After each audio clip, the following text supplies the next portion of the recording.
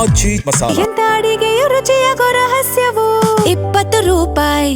ರಾಜ್ಯ ಕಾಂಗ್ರೆಸ್ ಪಾಳ್ಯದಲ್ಲಿ ದಿನ ಬೆಳಗಾದ್ರೆ ಬಿ ನಾಗೇಂದ್ರ ಅವರ ರಾಜೀನಾಮೆ ವಿಚಾರನೆ ದೊಡ್ಡ ಮಟ್ಟದಲ್ಲಿ ಚರ್ಚೆ ಆಗ್ತಾ ಇದೆ. ವಿಪಕ್ಷಗಳ ಅತಿ ದೊಡ್ಡ ಹೋರಾಟ ಪ್ರತಿಭಟನೆ ತೀವ್ರ ಸ್ವರೂಪ ಪಡೆದುಕೊಳ್ತಾ ಇದ್ದಂತೆ ಮುಖ್ಯಮಂತ್ರಿ ಡಿಕೆ ಶಿವಕುಮಾರ್ ಅವರು ಕೂಡ ನಾಗೇಂದ್ರ ಅವರ ವಿಚಾರದಲ್ಲಿ ಅಲರ್ಟ್ ಆಗಿದ್ದಾರೆ. ಹೈಕಮಾಂಡ್ ಜೊತೆ ಚರ್ಚೆ ಮಾಡಿ ಬಿ ನಾಗೇಂದ್ರ ಅವರ ರಾಜೀನಾಮೆಯನ್ನ ಪಡೆದುಕೊಳ್ತಾರಾ ಅನ್ನುವಂತಹ ಪ್ರಶ್ನೆಗೆ ಡಿಕೆ ಶಿವಕುಮಾರ್ ಅವರ ರಿಯಾಕ್ಷನ್ ಹೆಂಗಿತ್ತು ಗೊತ್ತಾ? ಬಿ ನಾಗೇಂದ್ರ ರೆಡಿ ಇದ್ದಾರ್ರಿ ರಾಜೀನಾಮೆ ಕೊಡೋದಕ್ಕೆ ಅನ್ನುವಂಥ ವಿಚಾರ ಪ್ರಸ್ತಾಪ ಮಾಡಿದ್ರು. ಹಾಗಾಗಿ ಇವತ್ತೇ ರಾಜೀನಾಮೆ ಕೊಟ್ಬಿಡ್ತಾರಾ ಬಿ ನಾಗೇಂದ್ರ ಅನ್ನೋದು ಪ್ರಶ್ನೆ ಇದೆ.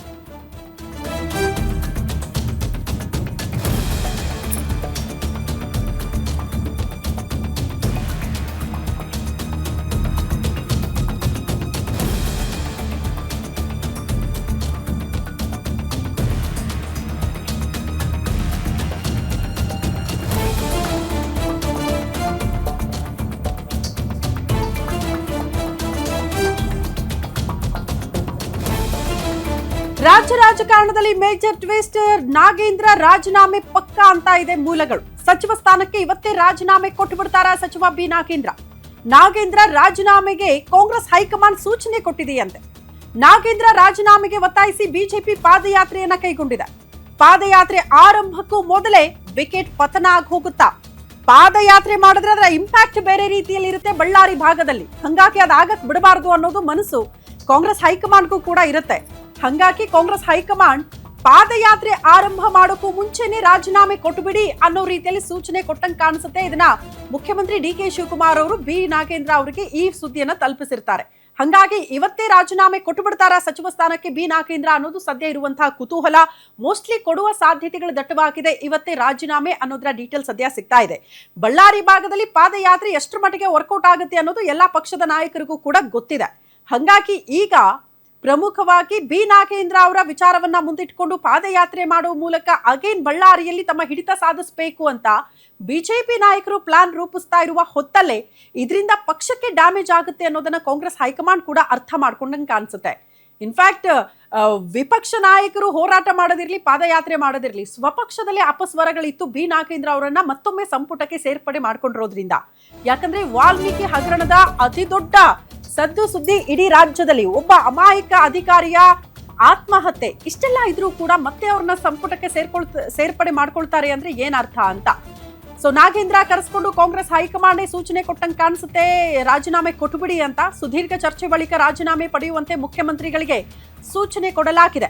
ಇವತ್ತು ಮುಖ್ಯಮಂತ್ರಿ ಡಿಕೆ ಶಿವಕುಮಾರ್ ಅವರಿಗೆ ನಾಗೇಂದ್ರ ರಾಜೀನಾಮೆ ಕೊಡುವ ಸಾಧ್ಯತೆ ಇದ್ದು, ರಾಜೀನಾಮೆ ಪಡೆದು ಪಾದಯಾತ್ರೆ ಪಾಲಿಟಿಕ್ಸ್ಗೆ ಬ್ರೇಕ್ ಹಾಕೋ ಪ್ಲಾನ್ ನಲ್ಲಿದ್ದಾರಂತೆ.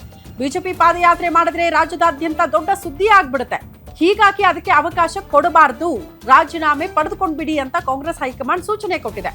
ನಾಗೇಂದ್ರ ರಾಜೀನಾಮೆ ಕೊಟ್ರೆ ಪಾದಯಾತ್ರೆ ಬೇಡ ಅಂತ ಬಿಜೆಪಿ ನಾಯಕರು ನಿರ್ಧಾರ ಮಾಡಿದ್ದಾರೆ. ಉದ್ದೇಶ ಈಡೇರಿದ ಮೇಲೆ ಪಾದಯಾತ್ರೆ ಯಾಕೆ ಅನ್ನೋ ಪ್ರಶ್ನೆ ಬಿಜೆಪಿಯಲ್ಲೂ ಕೂಡ ಇದೆ. ಬಿಜೆಪಿ ಪಾದಯಾತ್ರೆ ನಿರ್ಧಾರ ಮಾಡಿದ ತಕ್ಷಣ ಕಾಂಗ್ರೆಸ್ ಪಕ್ಷದಲ್ಲಿ ಈ ವಿಚಾರ ಚರ್ಚೆ ಆಗ್ತಾ ಇತ್ತು.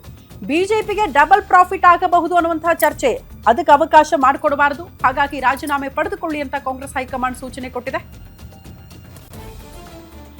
ಈ ಬಗ್ಗೆ ಮತ್ತಷ್ಟು ಡೀಟೇಲ್ಸ್ ಅನ್ನ ಕೊಡ್ತಾ ಹೋಗ್ತಾರೆ political bureau head Maruti Pavagada ನೇರ ಸಂಪರ್ಕದಲ್ಲಿ ಜಾಯಿನ್ ಆಗ್ತಿದ್ದಾರೆ. ಮಾರುತಿ, ಸಚಿವ ಬಿ ನಾಗೇಂದ್ರ ಅವರಿಗೆ ಮತ್ತೊಮ್ಮೆ ಸಂಪುಟದಲ್ಲಿ ಅವಕಾಶ ಕೊಡೋ ಮೂಲಕ ಕಾಂಗ್ರೆಸ್ ಅತಿ ದೊಡ್ಡ ತಪ್ಪು ಮಾಡ್ತು ಅಂತ ಅನ್ಸುತ್ತೆ. ಅತಿ ದೊಡ್ಡ ಮುಜುಗರವನ್ನ ಅನುಭವಿಸಬೇಕಾದಂತಹ ಪರಿಸ್ಥಿತಿ. ವಿಪಕ್ಷಗಳ ಹೋರಾಟ ಪಾದಯಾತ್ರೆ ಒಂದ್ ಕಡೆ ಆದ್ರೆ, ಸ್ವಪಕ್ಷದಲ್ಲೂ ಕೂಡ ಬಿ ನಾಗೇಂದ್ರ ಅವರನ್ನ ಸಚಿವರನ್ನಾಗಿ ಮಾಡ್ಕೊಂಡಿದ್ದಕ್ಕೆ, ಸಂಪುಟಕ್ಕೆ ಸೇರ್ಪಡೆ ಮಾಡ್ಕೊಂಡಿದ್ದಕ್ಕೆ ಅಪಸ್ವರ ಇತ್ತು. ಸೊ ಈ ಡ್ಯಾಮೇಜ್ ಕಂಟ್ರೋಲ್ಗೆ ಕಾಂಗ್ರೆಸ್ ಹೈಕಮಾಂಡ್ ಮುಂದಾಗ್ತಾ ಇದೆಯಾ ಹೇಗೆ? ಶ್ರುತಿ, ಇದೆಲ್ಲದಕ್ಕಿಂತಲೂ ಕೂಡ ಸೆಪ್ಟೆಂಬರ್ 1ನೇ ತಾರೀಕಿಂದ 10ನೇ ತಾರೀಕು BJP ಏನು ಪಾದಯಾತ್ರೆ ಘೋಷಣೆ ಮಾಡಿದೆ, ಇದರ ಆತಂಕ ಕಾಂಗ್ರೆಸ್ ಪಕ್ಷದ ನಾಯಕರಿಗೆ ಇರುವಂಥದ್ದು. ರಾಜ್ಯ ಕಾಂಗ್ರೆಸ್ ನಾಯಕರಿಗೂ ಇದೆ, ಅದೇ ರೀತಿ ರಾಷ್ಟ್ರೀಯ ಮಟ್ಟದ ಕಾಂಗ್ರೆಸ್ ಹೈಕಮಾಂಡ್ಗೂ ಕೂಡ. ಒಂದು ವೇಳೆ ಪಾದಯಾತ್ರೆ ಮಾಡಿದ್ದೆ ಆದರೆ ಅದು ಕೇವಲ ಕಲ್ಯಾಣ ಕರ್ನಾಟಕಕ್ಕಷ್ಟೇ ಸೀಮಿತ ಆಗೋದಿಲ್ಲ, ಇಡೀ ರಾಜ್ಯಾದ್ಯಂತ ಇದು ಚರ್ಚೆ ಆಗುತ್ತೆ. ಇದಕ್ಕೆ ಅವಕಾಶ ಕೊಡಬಾರ್ದು ಅನ್ನುವಂಥ ಒಂದು ಚರ್ಚೆ ಇರುವಂಥದ್ದು. ನೀವು ಹೇಳದಂತೆ ಸಂಪುಟ ವಿಸ್ತರಣೆ ಆಗುವಂಥ ಒಂದು ಸಂದರ್ಭದಲ್ಲಿ ಬಿ ನಾಗೇಂದ್ರ ಅವರ ವಿರುದ್ಧ ಗಂಭೀರ ಆರೋಪಗಳು ಇದ್ದರೂ ಕೂಡ ಅವರಿಗೆ ಸಚಿವ ಸ್ಥಾನ ನೀಡಿದ್ದಕ್ಕೆ ಸ್ವಪಕ್ಷದಲ್ಲಿ ಭಾಳಷ್ಟು ಆಕ್ಷೇಪ ಮತ್ತು ಅಸಮಾಧಾನ ವ್ಯಕ್ತವಾಗಿದ್ದು ನಿಜ. ಅದರಲ್ಲೂ ಪ್ರಮುಖವಾಗಿ ಹಿರಿಯ ನಾಯಕರುಗಳು ದೂರವಾಣಿಯಲ್ಲಿ ಕರೆ ಮಾಡಿ ಯಾವ ಕಾರಣಕ್ಕೋಸ್ಕರ ನಾಗೇಂದ್ರ ಅವ್ರಿಗೆ ಸಚಿವ ಸ್ಥಾನ ಕೊಟ್ಟರು ಅನ್ನುವಂಥ ಒಂದು ಆಡಿಯೋ ಕೂಡ ವೈರಲ್ ಹೇಳಲಾಗಿತ್ತು. ಇದೆಲ್ಲದರ ಹೊರತಾಗಿ ಈಗ BJP ವಿಧಾನಸಭೆ ಮತ್ತು ವಿಧಾನ ಪರಿಷತ್ ಎರಡೂ ಕಡೆಯೂ ಕೂಡ ಕಳೆದ ವಾರ 8 ದಿನ ಸುದೀರ್ಘವಾಗಿ ಪ್ರತಿಭಟನೆಯನ್ನು ಮಾಡಿದ್ರು.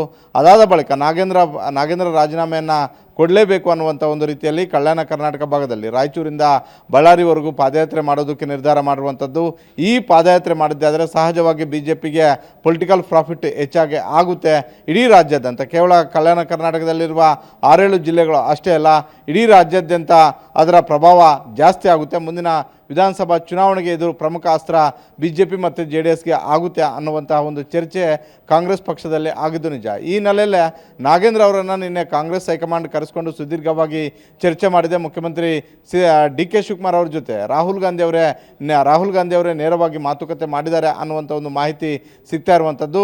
ಒಟ್ಟಾರೆ ನಿನ್ನೆ ಮಲ್ಲಿಕಾರ್ಜುನ ಖರ್ಗೆ, ಸುರ್ಜೇವಾಲಾ, ವೇಣುಗೋಪಾಲ್ ಹಾಗೂ ರಾಹುಲ್ ಗಾಂಧಿ ಅವರು 4 ಕೂಡ ಈ ನಾಗೇಂದ್ರ ಅವರನ್ನು ಸಂಪುಟದಲ್ಲಿ ಉಳಿಸ್ಕೊಳ್ಳೋದ್ರಿಂದ ಕಾಂಗ್ರೆಸ್ ಪಕ್ಷಕ್ಕೆ ಆಗುವಂಥ ಒಂದು ಡ್ಯಾಮೇಜ್ ಹಾಗೂ ಪಾದಯಾತ್ರೆ ಮಾಡಿದ್ದೇ ಆದರೆ BJPಗೆ ಆಗುವಂಥ ಒಂದು ಪೊಲಿಟಿಕಲ್ ಪ್ರಾಫಿಟ್ಗಳ ಬಗ್ಗೆ ಸುದೀರ್ಘವಾಗಿ ಚರ್ಚೆ ಮಾಡಿದ್ದಾರೆ.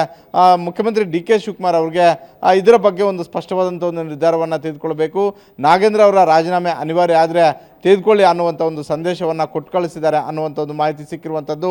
ಒಟ್ಟಾರೆ ಮೊನ್ನೆ ನಾಗೇಂದ್ರ ಅವರೇ ಮುಖ್ಯಮಂತ್ರಿಗಳಿಗೆ ಕರೆ ಮಾಡಿ ಹೇಳಿದರು, ಪಕ್ಷಕ್ಕೆ ಡ್ಯಾಮೇಜ್ ಆಗುತ್ತೆ ಅನ್ನೋದಾದರೆ, ಸರ್ಕಾರಕ್ಕೆ ಡ್ಯಾಮೇಜ್ ಆಗುತ್ತೆ ಅನ್ನೋದಾದರೆ ನಾನೇ ಸಚಿವ ಸ್ಥಾನಕ್ಕೆ ರಾಜೀನಾಮೆ ಕೊಡ್ತೀನಿ ಅಂತ ಹೇಳ್ಬಿಟ್ಟು ಹೇಳಿದರು. ಹೀಗಾಗಿ ನಿನ್ನೆ ನಡೆದಿರುವಂಥ ಒಂದು ಮಾತುಕತೆ ಬಹುತೇಕ ಇವತ್ತು ಸಂಜೆ ಒಳಗಡೆ ಇಲ್ಲ ಅಂತ ಹೇಳಿದ್ರೆ ನಾಳೆ ನಾಗೇಂದ್ರ ಅವರು ಮುಖ್ಯಮಂತ್ರಿ DK ಶಿವಕುಮಾರ್ ಅವರಿಗೆ ಸಚಿವ ಸ್ಥಾನಕ್ಕೆ ರಾಜೀನಾಮೆ ಕೊಡ್ತಾರೆ ಅನ್ನುವಂಥ ಒಂದು ಮಾಹಿತಿ ಕಾಂಗ್ರೆಸ್ ಪಡಸಾಲೆಯಲ್ಲಿ ಭಾಳಷ್ಟು ಬಿರುಸಾಗಿ ಚರ್ಚೆ ಆಗ್ತಾ ಇದೆ. ಶ್ರುತಿ. ಓಕೆ ಮಾರುತಿ, ಧನ್ಯವಾದಗಳು ತಮ್ಮೆಲ್ಲ ಮಾಹಿತಿಗೆ.